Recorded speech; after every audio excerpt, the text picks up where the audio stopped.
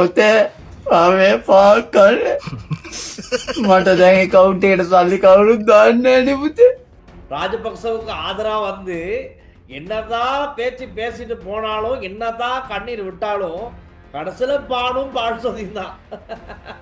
பான் பருப்பு கறி மீன் கறி எல்லாம் அப்படியே அங்கனே சமைச்சு நல்லா சுட சுட அங்கனே சாப்பிட்டு நைட் ஃபுல்லா அங்கதான் தங்கியிருக்காங்க. இப்போ சமூக வலைத்தளங்கள்ல பல்வேறுபட்ட கதை. இது எதுக்கு இப்ப திடீர்னு போகணும், இது டில்வின் சிம்பாவுடைய வேலை, இது அனுரகுமார் திசாநாயக்க ஜனாதிபதியோட வேலை அப்படின்லாம் கதைக்கிறாங்க. ஆடுற வேலையோ ஆடுற வேலையிலையோ தெரியாது. இது கப்புட்டுக்காக களவெடுத்த காணி யாரும் போகலாம். ஐக்கிய தேசிய கட்சி தரப்புல விஜய் ஜனாதிபதியாக வந்தோடனே ஒரு பெரும் சிக்கல் ஒன்று ஏற்பட்டிருக்கு. புரோட்டோகால், ஜனாதிபதிக்கு இருக்கக்கூடிய புரோட்டோகாலின் அடிப்படையில ஒரு மாநில முதலமைச்சருக்கு வாழ்த்து தெரிவிக்கலாமா? தமிழ்நாட்டின் முதலமைச்சரா வந்தவருக்கு மட்டும் நீங்க என்ன அது என்ன ஸ்பெஷல்? ஏன் மத்தவங்களுக்கெல்லாம் பண்ணிட்டா என்ன குறைஞ்சா போயிருவீங்க? அந்த மாதிரி தான் கதை. இவரோட IMF பேச வருது இல்லையா, விவசாயிகளுடைய அமைச்சர் பேச வராங்க இல்லையா, பயமா இவங்க யாருமே வர்றாங்க இல்லையா. இந்த அரசாங்கத்துக்கு தெரிஞ்ச ஒரே வேலை, நான் பேசுற நேரம் மைக் ஆஃப் பண்றது. அவர் ரெடியா இருக்கார், டப் மொபைல் போன் எல்லாம் ரெடியா வச்சுக்கிட்டு இருக்கார். கடவுள் தான் உங்களை காப்பாற்ற வேண்டும், கடவுள் தான் இலங்கையை காப்பாற்ற வேண்டும் கோபால் அப்படின்னு தான் சொல்றதுக்கு இருக்கு.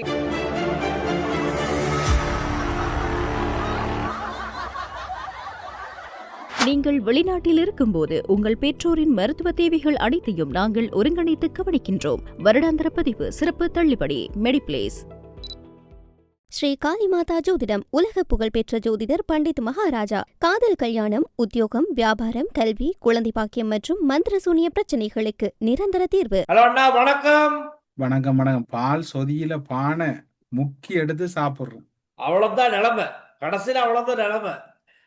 ராஜபக்சவுக்கு ஆதரவா வந்து என்னதான் பேச்சு பேசிட்டு போனாலும் என்னதான் கண்ணீர் விட்டாலும் கடைசியில பானும் பால் சொதியும் தான். ඔතේ ආවේ පාකල් මට දැන් කවුන්ටේට සල්ලි කවුරුත් දාන්නේ නැහැ පුතේ. අනේ මේ පානේ මේ මිනිස්සු අදී කන්නේ. அதே மாதிரி நம்ம எதிர்கட்சி தலைவர்னா இப்ப மக்கள் சந்திப்ப கொஞ்சம் முன்னெடுத்து வாராரு. அப்ப ஒரு பகுதிக்கு போயிட்டு மக்கள் அப்படி சுத்தி வர வச்சுக்கிட்டு என்ன சொல்றாருன்னா, எதிர்கட்சி தலைவர் இவரோட IMF பேச வருது இல்லையா, விவசாயிகளுடைய அமைச்சர் பேச வராங்க இல்லையா, பயமா இவங்க யாருமே வர்றாங்க இல்லையா, பேச வந்தாங்கன்னு சொன்னா மக்களுடைய உண்மையான நிலையை எடுத்து சொல்லுவாராம். இல்ல டில்சன் அவரே முடிவெடுத்துட்டாரப்ப இனி நான் ஜனாதிபதி ஆகையில அது இதோடைய வேலையை முடிச்சிருவேன் அப்படின்னு சொல்லிட்டு இப்ப அவர் சொல்றாரு. இன்னொரு குற்றச்சாட்டை முன்வைக்கிறாரு. கடந்த அரசாங்கங்கள்ல மக்களுடைய பிரச்சனைகளை பேசுற சரி அரசாங்கம் கேட்கும், ஆனா இந்த அரசாங்கம் அதையும் செய்தில்லை. இந்த அரசாங்கத்துக்கு தெரிஞ்ச ஒரே வேலை, நான் பேசுற நேரம் மைக் ஆஃப் பண்றது. சோ எதிர்கட்சி தலைவர் சஜித் பிரேமதாசனுடைய பேச்சு அங்க மறுக்கப்படுது அப்படிங்கறது அவர் வந்து எங்களுடைய வன்மையான கண்டனங்கள். ஜனநாயக நாட்டுல எதிர்கட்சி தலைவர் கருத்துக்களை பேச விடாம இருக்கிறது அரசாங்கம் கவனத்துல செலுத்தணும். அவரை பேச விடணும். அவர் ரெடியா இருக்கார், டப் மொபைல் போன் எல்லாம் ரெடியா வச்சுக்கிட்டு இருக்கார். ChatGPT உதவிக்கு இருக்கு. அதெல்லாம் பிரீமியம். இப்ப அதை கேஷ் டாலர்ல கட்டி அதெல்லாம் பிரீமியம், ஃப்ரீ எல்லாமே. அதனால எல்லாம் வசதி வாய்ப்பு இருக்கு. பேச விடுங்க, நம்ம கேட்க ரெடி. எனக்கு நல்ல ஞாபகம் இருக்கு, சம்பந்தன் எதிர்கட்சி தலைவராக இருக்கக்குள்ள அந்த கட்சியில இருக்கக்கூடிய ஒரு மூத்த நாடாளுமன்ற உறுப்பினர், அவருடைய ஒரு விசிறியா இருந்தவர், சம்பந்தண்ட விசிறியா இருந்தவர். நான் சொல்ல தேவையில்ல, மக்களை உங்களுக்கு விளங்கியிருக்கும். அவர் ஒரு முறை ஒரு இடத்தை சொல்லி இருக்கிறார், வந்து எதிர்கட்சி தலைவரா வந்து மஹிந்த ராஜபக்ச இருந்து பாதி பேர் வந்து இவங்கள்ட்ட போயிட்டாங்க. யார்கிட்ட? UNP போனதால, அந்த UNP சப்போர்ட் பண்ணால எதிர்கட்சி தலைவர் ஆறுன்ற ஒரு இழுபறை. அப்ப எதிர்கட்சி தலைவரான மஹிந்த கட்சியில இருக்கிற நிலப்பாடு வந்து சரி வராது. அப்ப எதிர்கட்சி தலைவர் அப்ப சம்பந்தன் வந்து ஒரே கேட்கிறான் அந்த விசிறிட்ட, தம்பி ஐயாட வேலை சரியா? மக்கள் போட் போட்டான மக்களுக்கு வேலை பார்க்க, அங்க ஐயா வேலை தேடி இருக்கிற ரெண்டு ஒரு மாதிரியா கிடைக்கும். ஐயாக்கு அதுக்கு போறாது நிம்மதி வந்தா.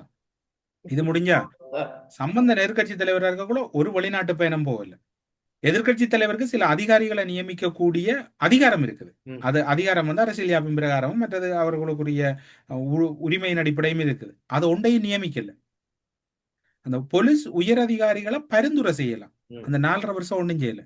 அந்த விசிறி மட்டும்தான் இந்த இடம் முழுக்க உழைச்சது. நல்லா சம்பந்தனை வச்சு இந்த விசிறி உள்ளண்டு உழைச்சி கிட்டத்தட்ட அந்த ஆளை ஓடாக்கி விட்டது. கடைசா அந்த சொன்னதையும் கையில. அடுத்த டீல்ஸ் தான் இந்த பின்னூட்டத்தை பாத்துனீங்களா? நேற்றைய நிகழ்ச்சியின் பின்னோட்டம். வீடியோ கீழே நான் நீங்கள் நேற்று கதைச்ச ஒரு விஷயத்த வடிவா பாயிண்ட் பண்ணிருக்கிறான் மக்கள். அதுல பாருங்க, நம்ம கதைச்ச நேற்று கபில தொடர்பில் இருவரது கலந்துரையாடலும் நியாயமானது, டில்சான் பின்வாங்குவதும் நியாயமானது. காரணம், நாட்டில் இருக்கிறார், அவருடைய பாதுகாப்பு முக்கியம். இல்ல, மக்கள் அதுல அக்கறை கொள்றாங்க. நீங்களும் நானும் அதுல ஓப்பனாக எங்களோட இன்சைட்ல எல்லாம் நீங்க ஃபுல்லா கதைக்கிறீங்க. எல்லா லோயருடன் போய் கதவை திறப்பதற்குள்ளேயே ஏதோ ஒரு சந்தேகம் இருக்கிறது. உள்ளுக்குள்ளே கதவை பூட்டி இருந்தால் உள்கிடக்கை திறப்பு இருந்திருக்கும். வெளியிலிருந்து அப்படி மாஸ்டர் கீயால் திறக்கம். அந்த கேள்விக்குன்னா ஒரு விளக்கம் கொடுக்கலாம். இன்னைக்கு ஒரு விளக்கமத்தோட தான் வந்திருக்கேன் அந்த கேள்விக்கு. என்னன்னா, சட்டத்தரணி 7:30 மணி அளவுல வாராரு. ஆல்ரெடி முதல் நாளே பிளான் பண்றாங்க. நாளைக்கு காலையில 7:30 மணிக்கு நாங்க வந்து உசாவில கோர்ட்ஸ்ல ஆஜராகணும்னு சொல்லி பிளான் பண்றாங்க. அந்த பிளானுக்கு அமையத்தான் எல்லாமே திட்டமிட்டு இவருடைய ஆடைகள் எல்லாம் அவருடைய பான்ஸ் பிளேஸ்ல இருக்க வீட்டுல இருந்து கொண்டு வரப்பட்டது. எல்லாம் ரைட். அதற்போது தான் ஜிம் பெல்ட் கொண்டு வர சொல்றாரு. ஜிம் செய்யறதுக்கா இல்ல தற்கொலை பண்ணிக்கிறதுக்காக சந்தேகம் இருக்கு. சோ அதுல தான் அவருடைய கழுத்து அதுல தொங்கப்பட்ட நிலையில தான் அவருடைய உடல் மீட்கப்பட்டிருக்கும். அந்த பெல்ட், ஜிம் பெல்ட்ல ஒரு பகுதி கதவுல அந்த நிலப்படின்னு சொல்லுவாங்க, அதுலயும் ஏனைய மிஞ்சிய பகுதி உடைஞ்ச நிலையில கழுத்துல அப்படி தொங்குற நிலையில இருந்திருக்கு. கதிரை ஒண்ணு இருந்திருக்கு. கதிரையில குப்புற விழுந்து கிடக்கிற மாதிரி அவருடைய முகப்பகுதி கதிரையில இப்படி சாஞ்ச மாதிரி தான் இருந்திருக்கு. இதுதான் கண்டுபிடிக்க. முதல்ல லோயர் கதவை திறந்தோடனே லோயர் தான் உள்ள போறாரு. போயிட்டு உள்ள பாக்குற நேரம் இவங்க திறந்தோடனே பெட்டை பார்த்திருக்காங்க. பெட்டு கொஞ்சம் அப்படி இப்படி கொஞ்சம் இழுப்பட்ட மாதிரி, ஒரு தூங்கி எழுப்பின மாதிரி ஒரு குழப்பத்துல இருந்திருக்கு பெட்டு. ரைட். அதை பார்த்துட்டு இருக்கும்போது லோயர் உள்ள போயிட்டு ஒரு தட்டையான மொட்டைத்தானே போட்டிருக்காரு. ஒரு மொட்டை நபர் ஒருத்தர் இருக்காரு, கண்டிருக்காரு. இவர் அப்படிதான் சொல்றாரு. ஒரு மொட்டையான நபர், மொட்டை எடுத்த நபர் ஒருத்தர் விழுந்து கிடக்கிறத நான் பார்த்தேன். அப்படிதான் அவரு நீதிமன்றத்திலையும் வாக்குமூலம் வழங்குறாரு நேற்றைய தினம். கொடுத்தோன்னு இவங்களுக்கு யாரு, அனுஷ்கா டி சில்வா, அரவிந்த் டி சில்வாவுடைய மனைவிக்கு சொல்றாங்க, நீங்க உள்ள போவாதீங்க, இப்படி இவர் நினைக்கிறேன் இவர் இறந்துட்டாரு அப்படின்னு தான் சட்டத்தரணி சொல்றாரு. முதல்ல மெரலா வகை அப்படின்னு தான் சொல்றாரு, செத்துட்டாரு போல அப்படிங்கிற மாதிரி தான் சட்டத்தரணி சொல்றாரு. இவங்க அச்சம் அடைச்சிட்டாங்க. எட்டி பார்த்தோன்னே விளங்குது. லைட்டா எட்டி பார்த்திருக்காங்க. இப்படி உடல் விழுந்து கிடக்கிறத கண்டு பெண் பெக்க ஆயிட்டாங்களாம். பெக்க ஆனதுக்கு அப்புறம் தான் அரவிந்த் டி சில்வாவுக்கு இதை அறிவிச்சு அவரை வர வைக்கிறாங்க. மேல வந்து பார்க்க பயமா. அரவிந்த் டி சில்வாவுக்கு நார்மலா இந்த மாதிரி கேசஸ் பயம். அதுவும் தன்னோட வீட்டுல இப்படி சம்பவம் நடந்திருக்கு, இதை எப்படியுமே பார்க்க முடியாதுன்னு அவரும் பின்வாங்கிட்டாரு. அவர் போயிட்டு பார்க்கவே இல்லைன்னு அவரும் நீதிமன்றத்துல வாக்குமூலம் கொடுத்திருக்காரு. சட்டத்தரணி உடனடி என்ன சொல்றாரு, ரைட், இவர் இறந்துட்டாரா என்னங்கிறத நாங்க முதல் உறுதிப்படுத்திக்கணும். சோ உடனடியா பக்கத்துல இருக்க அருகில் இருக்க ஹாஸ்பிட்டல், என்னது டர்டன்ஸ் ஹாஸ்பிட்டல், ரைட், அந்த ஹாஸ்பிட்டலுக்கு கால் பண்ணி அவர் தான் இணையத்துல நம்பர் எடுத்து கால் பண்ணி டாக்டர் டீம் அழைக்கிறாங்க. ஸ்பாட்டுக்கு அழைச்சோட டாக்டர்ஸ் வந்து, டாக்டர்ஸ் நர்ஸ் மாறலாம், நர்ஸ் ஒரு ஆள் தான் முதல்ல போயிட்டு என்ன லைஃப் ஆஃப் சயின்ஸ் சம்திங் ஏதோ 4 விஷயங்கள் அதுல இருக்கு. பிளட் பிரஷர், பிளட் கவுண்டிங், அதெல்லாம் ஒரு 4 விஷயங்கள் இருக்கு. பிரீத் கவுண்ட், அதெல்லாம் வச்சு அது நாம சரியா தவறுகள் இருக்கலாம், அதான் அவங்களுக்கு தான் தெரியும் டாக்டர்ஸுக்கு. அதன் அடிப்படையில் அவங்க அந்த 4ஐயும் செக் பண்ணி உறுதிப்படுத்திட்டு எஸ் இஸ் டெத், அவர் இறந்து இருக்காரு அப்படின்னு. சோ அந்த நீதிமன்றத்துல டாக்டரும் வாக்குமூலம் வழங்கி இருக்காங்க. இவங்க வந்து செக் பண்ண டாக்டர் அந்த நேரம் அந்த உடல் எத்தனை மணி அளவுல இருந்திருப்பாருன்னு கேட்டிருக்காங்க. இப்ப நீங்க சொல்றது சரி. இப்ப இந்த எங்கட நேர்கள்ற பின்னூட்டத்துல கேட்டிருக்கிறாங்க, அவர் உள்ளால உறங்கும் போது ஒரு திறப்பு இருந்திருக்கணும், அல்லது அதுல உள்ளால ஒரு ஏதோ ஒரு தடை ஒன்று ஏற்பட்டிருக்கு, கதவு திறக்கல. இவர் எப்படி அந்த சட்டத்தரணி திறந்தவர்? இது வந்து நான் இப்ப எப்படிதான் அந்த கேள்வி நிறைய இடத்துல இருக்கு. இது வந்து நீதிமன்றத்துல இப்ப நீதிமன்றத்துல சொல்ற வாக்குமூலங்களை அடிப்படையா வச்சுதான் எதுவுமே நம்ம கலைக்கலாம். இப்ப என்ன, அந்த வீட்டு ஓனர் அரவிந்த் டி சில்வாவும் அவங்க மனைவி அனுஷ்கா டி சில்வாவும் என்ன சொல்றாங்க, அனுஷ்கா டி சில்வா என்ன சொல்றாங்க, இந்த கதவுக்கான மாஸ்டர் கீ இருக்கிற எனக்கு தான் தெரியும், மாஸ்டரோ என்ன கீயோ, என்ன சார் கீயோ சிஸ்டர் கீயோ அதை விடுங்க, அந்த கீ போட்டா உண்டில் உள்ளால இருந்தா ஒரு கீ இருந்தா திறக்கல. ஆனா எப்படிதான் நான் அந்த முடிவுக்கு வர முடியாது அந்த இடத்துல. ஏன்னா அது டிஜிட்டல் தெரிஞ்ச நவீனமயமான லொக்கல் இருக்கு, அதன் அடிப்படையில் இருக்கக்கூடிய வகையிலும் ஒரு கதவு டோரா இருக்கலாம். ஏன்னா அதை பத்தி உறுதியா சொல்லல, அப்படியும் இருக்கலாம். ஒரு இதுக்கு தான் வரக்கூடியதா இருக்கு. ஏன்னா அவங்க ஒரு அதிசொகுசு வாழ்ந்த ஒரு வீடு, அதிசொகுசு வீடு ஒண்ணு. சோ அதுல சாவி போட்டு திறக்கிற மாதிரி ஆனா நிச்சயமா இதுல ம். இன்னும் ஒரு சந்தேகம் தான் முன்வைக்கலாம் டேல்சான். இது உண்மையா தெரியாது எனக்கு. ஆனா இதுல நாங்க டீப்பா கதைக்கல நீதிமான ஒரு ஒரு உதாரணத்துக்கு சொல்றேன். என்னன்னு சொன்னால், வெளிநாடுகள்ல வந்து அந்த பணத்தை அடிப்படையாக கொண்டு சில மோசடிகள் இடம்பெறும். இந்த மோசடிகள் இடம்பெறும் என்று சொன்னால், இப்போ உதாரணத்துக்கு வந்து நீங்கள் வெளிநாட்டில் அல்லது நான் வெளிநாட்டில் இருந்தால், யாரோ ஒரு பெண்ணை வந்து உங்களையோ என்னையோ தொடர்பு கொண்டு இது செய்துட்டு உங்களையே ஃபுல்லாக பிரெயின் வாஷ் பண்ணுறது. ம். அதாவது உங்களோட உங்களோட பிரெயினை வந்து ஃபுல்லாக இன்னொரு ஆள்கிட்ட ஃபிக்ஸ் பண்ணுறது. ஃபிக்ஸ் பண்ணால் அவர் என்ன சொல்கிறாரோ அது மாதிரி தான் நீங்கள் நடப்பீங்க. ம். சரியா? இப்ப அப்படி நடக்க வச்சு அவங்களே தங்களோட காரியம் எல்லாம் முடிஞ்ச உடனே, இப்போ உதாரணத்துக்கு தங்களுக்கு தேவையானது எல்லாம் விஷயம் முடிஞ்ச உடனே அவங்களே இவங்களோட அந்த அவங்க சொன்னா இவங்களை இதையும் செய்வாங்க. இப்ப அந்த ஃபார் எக்ஸாம்பிள் ஒரு எக்ஸோ வையோன்ற ஒரு பெண் அல்லது யாரோ அவங்களுக்கு வேண்டப்பட்ட ஒரு ஆள் சொன்னா அந்த அந்த குறிப்பிட்ட நபர் வந்து எல்லாம் செய்வார். கடைசியா சொல்லுவாங்க, நீ வந்து களத்தில் ஏதோ ஒன்றை செய்யவும் கையில் வெட்டவும் எல்லாம் சொன்னா அப்படியே செய்வாங்க. செய்து போட்டு அதுக்கு பிறகுதான் அவங்களை அந்த என்ன சொல்றது, அந்த கிட்டத்தட்ட அந்த பிரைனை வந்து லாக் பண்றது. லொக் பண்ணி தான் அதை செய்வாங்க. அது ஒரு மாஸ்டர் மைண்டான ப்ரோக்ராம் உண்டு அவங்க இது செய்யறது. வந்து நினைக்கிறேன் ப்ளூ வேல்ஸ் கேம்னு ஒன்று வந்துச்சு. அதுவும் இது சார்ந்து தான் இருக்கு. இப்ப நீங்க சொல்ற விஷயத்தோட ஒப்பிட்டு நாங்க அந்த ப்ளூ வேல்ஸ் கேம்னு உலகளாவிய ரீதியில மிகவும் பெருசா பேசப்பட்டுச்சு. அந்த கேம்ஸ் வழிமுறைகளை பின்பற்றி நடந்தா கடைசியில் தற்கொலை தான் செஞ்சுக்கணும். அப்படி ஒரு கேம் இருந்துச்சு, ப்ளூ வேல்ஸ் கேம். நீங்க சொல்ற மாதிரி தான் அது. எனக்கும் நீங்க சொல்ற அந்த ஒரு பாயிண்ட்ல தான் சந்தேகம் இருக்குது. இப்ப எனக்கு சந்தேகம் தான் டீல்ஸ். இதுல என்ன சொல்லுங்க, இப்ப சந்தேகம் நாங்க இப்ப நீதிமன்றம் என்ன சொல்றேன், நீதிமன்றத்தில் ஒரு பெறுமதியான விசாரணைக்காக நகர்ந்து கொண்டிருக்கக்குள்ள இது நேர்கள் எங்கட பின்னூட்டங்கள்ல நேர்கள் கேட்கற கேள்வியும் நாங்க கேட்கணும் டீல்ஸ்.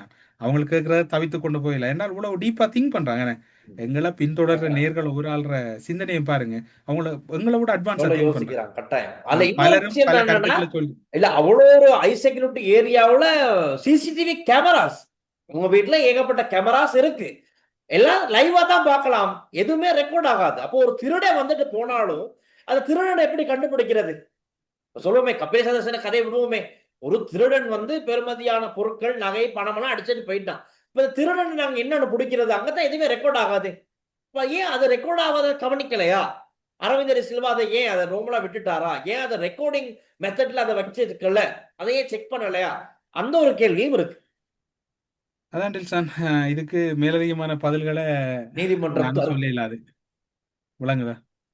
என்னடா இது நீதிமன்றம். இப்ப இது வந்து நேர்கள் அவங்க மிகவும் ஒரு பெறுமதியாகத்தான் அவங்களுக்கு ஒரு ஆர்வம்.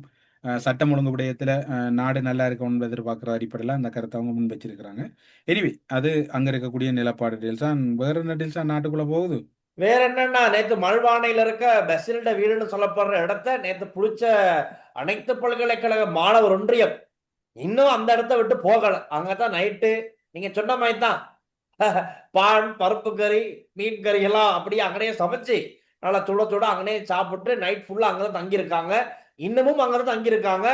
ஃபுல்லா இப்ப அது ஒரு கட்சி ஆபீஸ் மாதிரி மாறிடுச்சு. பேனர்கள், அந்த நிற நிற பிளாஸ்டிக் கொடிகள் எல்லாம் தொங்க போட்டு அந்த இடமே இப்ப ஜகஜோதியா மாறிக்கிட்டு வருது.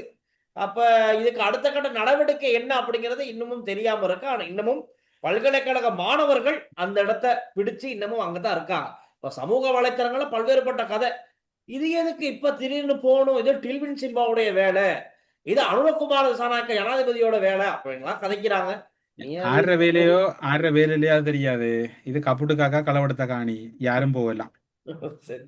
இல்லையா டீல்ஸா? ஆமா, யாரும் போலாம், எதுவும் செய்யலாம். ஆனா பாதுகாத்துக்கிட்டா சரி. ஐக்கிய தேசிய கட்சி தரப்புல விஜய் ஜனாதிபதியாக வந்தோடனே ஒரு பெரும் சிக்கல் ஒன்று ஏற்பட்டிருக்கு. புரோட்டோகால், ஜனாதிபதிக்கு இருக்கக்கூடிய புரோட்டோகாலின் அடிப்படையில் ஒரு மாநில முதலமைச்சருக்கு வாழ்த்து தெரிவிக்கலாமா என்கின்ற ஒரு கேள்வியை முன்வச்சிருக்கிறாங்க. அது மட்டுமல்லாது நாட்டின் தலைவராக இன்னொரு நாட்டின் மாநில தலைவர் தேர்வுக்கு வாழ்த்து சொல்ல முறை அல்ல, அது நடைமுறை அல்ல என்பது ஐக்கிய தேசிய கட்சியின் நிலைப்பாடாக இருக்குது. மேற்கு வங்கம், அசாம் முதல்வர்களுக்கு வாழ்த்து சொல்லவில்லையாம் அனுர, ஏனைய மாநில முதல்வர்களுக்கு செல்லவில்லை. ஏன் இது கிட்டத்தட்ட அனுரவும் இது ஒரு ராஜதந்திரமா நான் நினைக்கிறேன் கையாண்டிருக்கலாம். புரோட்டோகால் என்று சொன்னால் இப்ப என்ன சொல்றது, முதல் நாள் ஜனாதிபதிகளை வீடு கொடுக்கணும் மாட மாளிகை கொடுக்கணும் எல்லாம் புரோட்டோகால் இருந்தது. அந்த புரோட்டோகால்லாம் ரிமூவ் பண்ணியாச்சானே. சிலவோட அதாவும் இருக்கலாம், சிலவோட அந்த இந்திய இலங்கை மீனவர்கள் விவகாரங்களை விஜயோட இப்படி அனுர டீல் பண்ணுவோம் செய்யறதுக்கு டீல் பண்றதுக்கு. அதுக்கு பாத்தீங்கன்னு சொன்னால் அனுரோட பதிவுக்கு எக்ஸ் தளத்துல விஜயும் அதுக்கு பதில் அளிச்சிருந்தது. அது அனுரகுமார எதிர்கால திட்டத்தை அடிப்படையாக கொண்டு இந்த நகர்வு முன்னெடுத்தார தெரியாது. ஆனா அது ஒரு பெரிய நெருக்கடி ஏற்படுத்திருக்கு. இதை சிலவிடங்கள் ஒரு புதாகரமா கிளப்புறதுக்கு வாய்ப்பு இருக்குதுன்னு சொன்னால் ஜனாதிபதி தண்ட புரோட்டோகால் தெரியாம செயற்பட்டுட்டாருண்டு. இல்ல இவங்களுக்கு என்ன கோவம்னா எதிர்கட்சினாலே ஏதாச்சும் பிரச்சனை தானே. அதுல என்னன்னா நீங்க மத்த மாநிலங்கள்ல முதலமைச்சரா தெரிவு செய்யப்பட்டவங்களுக்கு வாழ்த்து சொல்லல, தமிழகத்துல வந்தவருக்கு மட்டும் வாழ்த்து சொல்றீங்க. இது என்ன நியாயம் அப்படின்னு தான் கேள்வி கேட்கிறாங்க. வேற ஒண்ணும் இல்ல. தமிழகம் தமிழ்நாட்டின் முதலமைச்சரா வந்தவருக்கு மட்டும் நீங்க என்ன அது என்ன ஸ்பெஷல்? ஏன் மத்தவங்களுக்கெல்லாம் பண்ணிட்டா என்ன குறைஞ்சா போயிருவீங்க? அந்த மாதிரி தான் கதை.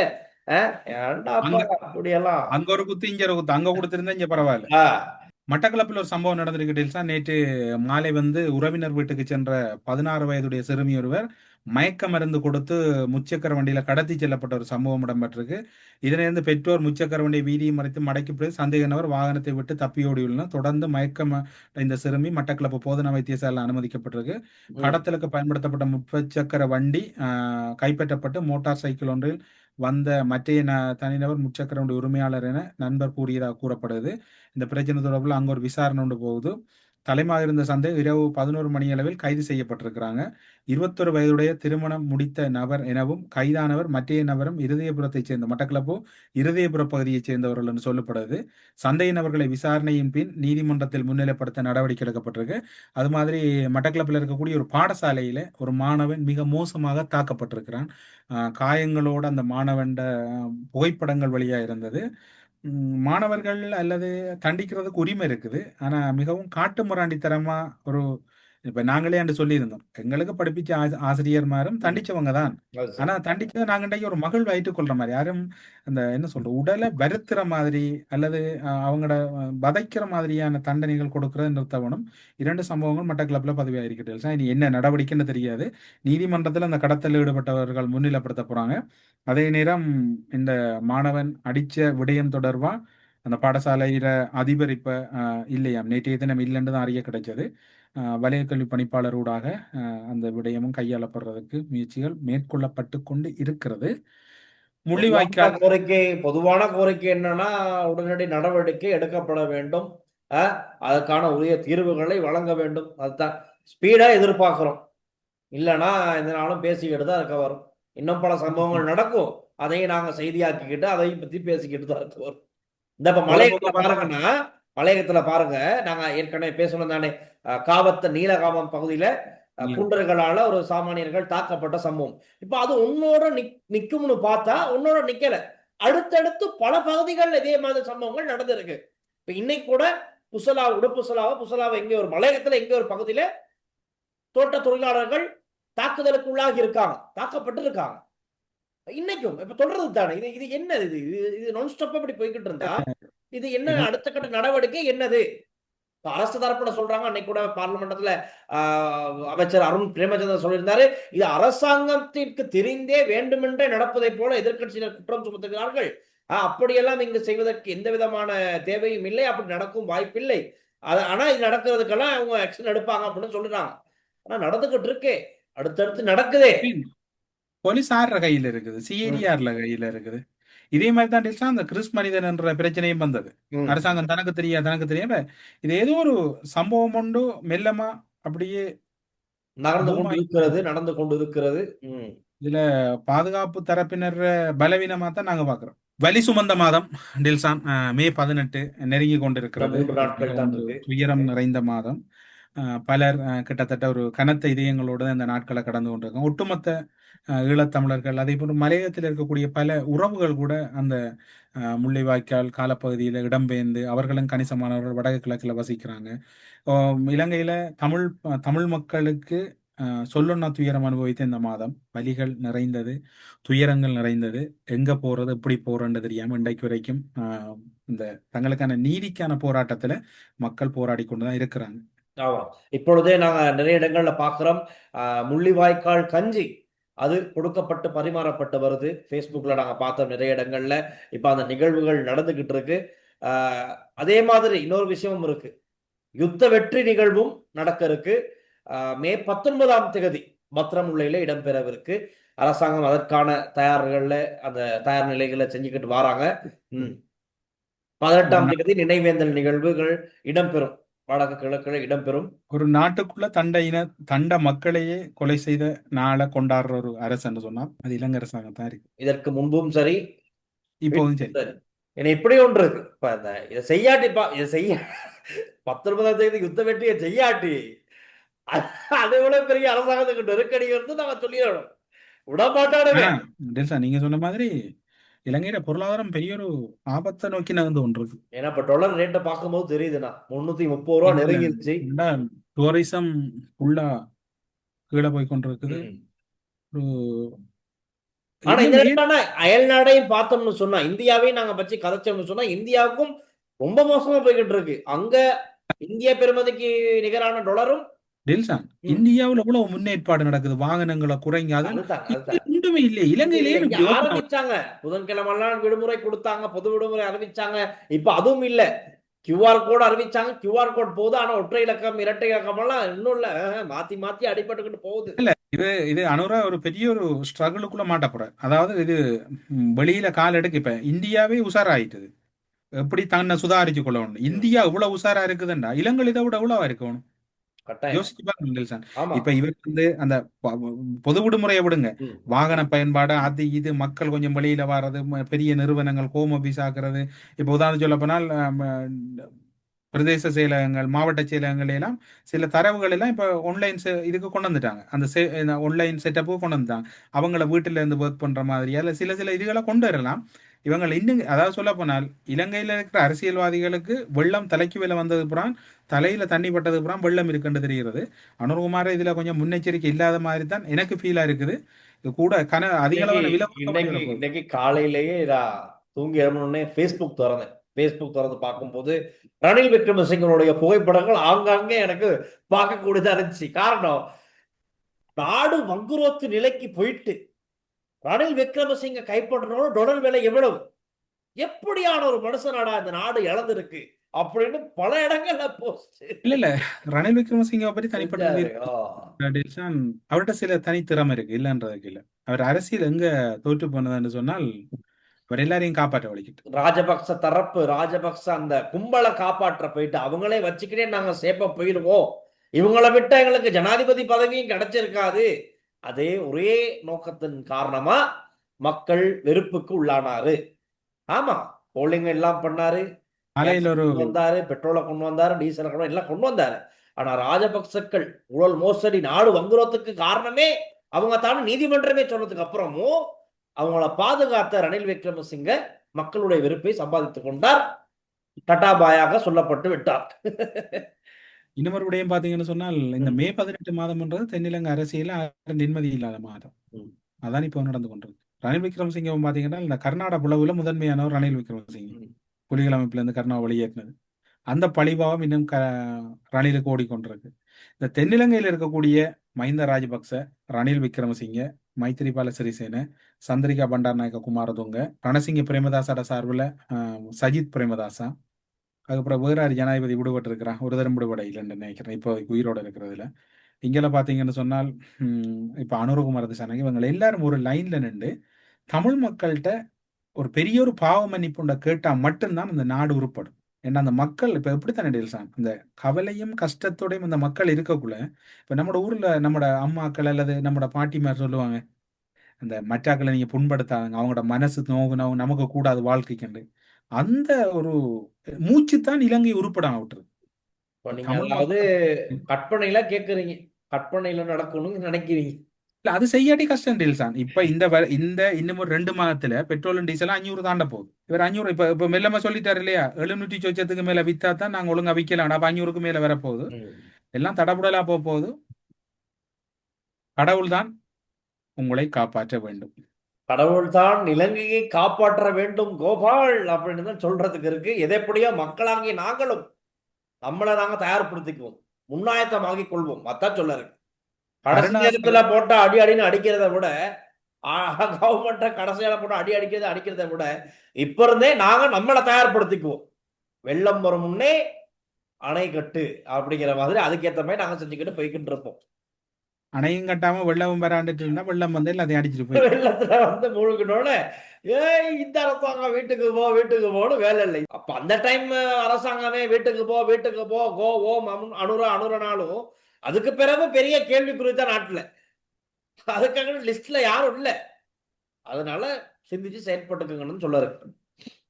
அவ்வளவுதான். கொஞ்சம் சிந்திச்சு பொறுமையோட செயற்பட வேண்டியது எல்லோருமே கடமை. மல்ல அரசும் கொஞ்சம் கவனம் எடுக்கணும். தொடர்ந்து 189 வந்துட்டு இருக்காம பிறகு 150 இல்லாம 9 நிக்கிற மாதிரி ஆயிடாதாங்க. இப்ப இது இந்த டைம்ல தான் இப்ப எதிர்கட்சிகள் பாருங்க டைமுக்கு வெயிட் பண்ணிக்கிட்டு இருக்காங்க. ஒரு பக்கம் டாலர் ஏறுது, ஒரு பக்கம் இங்க பெட்ரோல் டீசல் விலை உயர்ந்துகிட்டு போகுது. இதுதான் இப்ப எதிர்கட்சிக்கு ஒரு பிரதான கயிறு இப்ப கிடைச்சுக்கிட்டு இருக்கு. இதை வச்சுதான் இவங்க அடிக்க போறாங்க. எப்படின்னா இன்னைக்கு சொல்றாங்க அரசியல் கட்சியாக நம்புகிறோம், இதுதான் கிளர்ந்தெழுவதற்கான நேரம். Ride start. இதுதான் கிளர்ந்தெழுவதற்கான நேரம். மக்களே சகித்துக் கொள்ள போறீர்களா, எழ போகிறீர்களா அப்படின்னு ஒன்றிணைந்த எதிர்கட்சி எல்லாம் இப்ப ரெடி ஆகிருச்சு. ஆனா இதுல ஒரு பெரிய பரிதாபம் என்ன தெரியுமா? மக்களே ஒன்றில் போறீர்களாண்டா, நாங்க வரமாட்டோம்னு மக்கள் வரும். மக்கள் தெளிவா இருக்காங்க, தெளிவா இருக்கணும். இல்ல மக்கள் வந்து இந்த விஷயத்துல கொஞ்சம் கிளியரா இருக்கிறாங்கன்னா, இந்த அரசாங்கத்துல ஒரு பெரிய தவறம் இருக்கு. அவர்கள் சுட்டிக்கார அரசுல இல்ல, இவங்க விட்ட மேஜர் மிஸ்டேக்குகள் கணக்கு இருக்கு, குட்டி குட்டியா விட்டது. இப்பயும் மட்டும் காலம் கட்டு போகல, உங்களோட கையெல்லாம் இருக்குது. அவ்வளவுதான் நாங்க சொல்லலாம். மற்றது மே 18 வாரதால இந்த உங்களோட இறந்த உறவுகளை நினைச்சு உங்களால முடிந்தவர்களுக்கு தானங்கள் கொடுங்க. மற்றது உங்களோட வழிபாட்டு இடங்கள்ல போய் அவர்களுக்கான சிறப்பு பூசைகள் வழிபாடுகள்ல ஈடுபடுங்க. மற்ற இறந்த ஆக்களை நினைச்சு அவர்களுக்கான ஏதாவது ஒரு நல்ல காரியத்துல ஈடுபடுங்க. இந்த இறந்த காலங்கள்ல சொல்லுவாங்க, நமக்கு நெஞ்சுக்கு நெருக்கமானவர்கள் எங்களை விட்டு பிரிஞ்சவர்களுக்கு அவர்களுக்கு பிரியமான காரியங்கள், ஒரு ஆளுக்கு உணவு கொடுக்கறதா இருக்கலாம், அல்ல ஒரு ஆளுக்கு உணவு கொடுக்கறதா இருக்கலாம். ஏதாவது முடிஞ்ச குட்டி குட்டி காரியங்களை செய்யுங்க.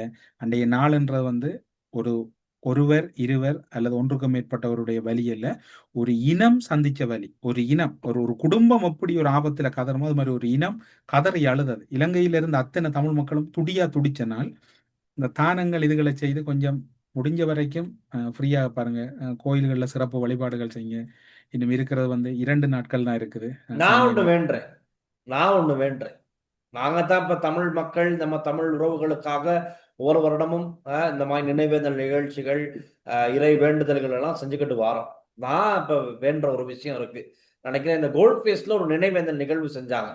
அப்போ அது வந்து கோல்ட் ஃபேஸ்ல இருந்து ஸ்டார்ட் பண்ணாங்க. அறகலையில இருந்து இந்த நினைவேந்தல் நிகழ்வு மே 18 செய்யும் போது நிறைய பிரச்சனைகள் அதை ஏற்பாடு பண்ணவங்க நம்ம ரஜீவ் சோஸ்டிகா அவங்க எல்லாம் ஒன்றிணைஞ்சு சிங்கள சகோதரர்கள் நிறைய பேர் அதுல கலந்துக்கிறாங்க. சரியா? அதுல இருந்தே ஒரு வருடம் செய்யும் போது இந்த சிங்கள ஒரு குழு இருக்கு தானே, அந்த காடை குழு இருக்கு, அவங்க ஏவி விடப்பட்டு அவங்க வந்து அங்க கத்திக்கிட்டு இருப்பாங்க. இந்த வருஷமும் எப்படி நடக்கும், வெள்ளவத்தில ரெடி பண்ணிருக்காங்க அந்த நினைவேந்தல் நிகழ்வு செய்யறதுக்கு. இப்பவே அதுக்கு எதிரான கம்பெயின் ஒரு பக்கம் போய்கிட்டு இருக்கு. ரைட், போகட்டும். 18ஆம் தேதி அங்க இருந்து பாத்துக்கலாம். நான் வேண்டது என்னன்னா, சகோதர மொழி பேசுகின்ற இனத்துக்கு எதுக்கு இந்த மே 18 இந்த நினைவேந்தல் நிகழ்ச்சி நடக்குது அப்படிங்கிறது அவங்களுக்கு ஒரு தெளிவு வரணும்.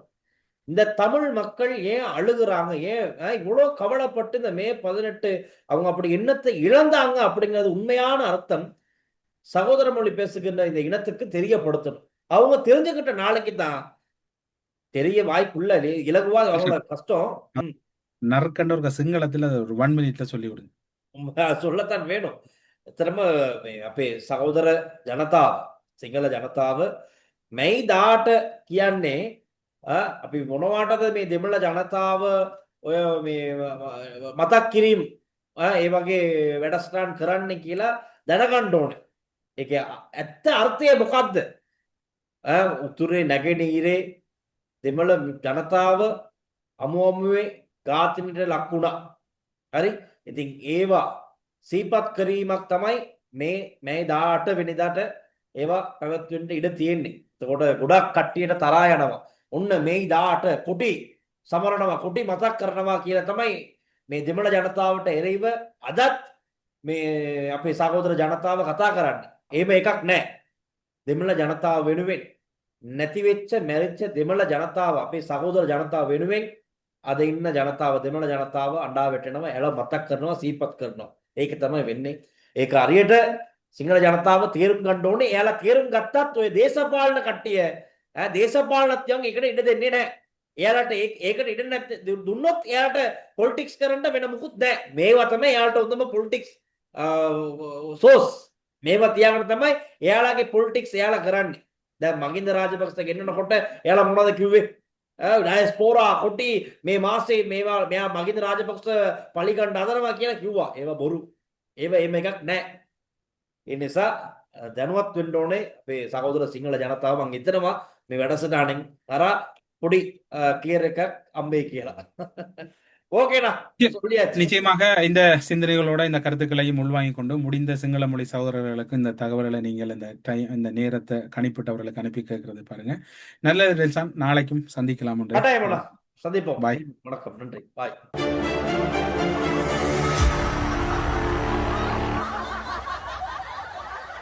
நீங்கள் வெளிநாட்டில் இருக்கும்போது உங்கள் பெற்றோரின் மருத்துவ தேவைகள் அனைத்தையும் நாங்கள் ஒருங்கிணைத்து கவனிக்கின்றோம். வருடாந்திர பதிவு சிறப்பு தள்ளுபடி மெடிப்ளேஸ். ஸ்ரீ காளிமாதா ஜோதிடம் உலக புகழ்பெற்ற ஜோதிடர் பண்டித் மகாராஜா. காதல், கல்யாணம், உத்தியோகம், வியாபாரம், கல்வி, குழந்தை பாக்கியம் மற்றும் மந்திர சூனிய பிரச்சனைகளுக்கு நிரந்தர தீர்வு.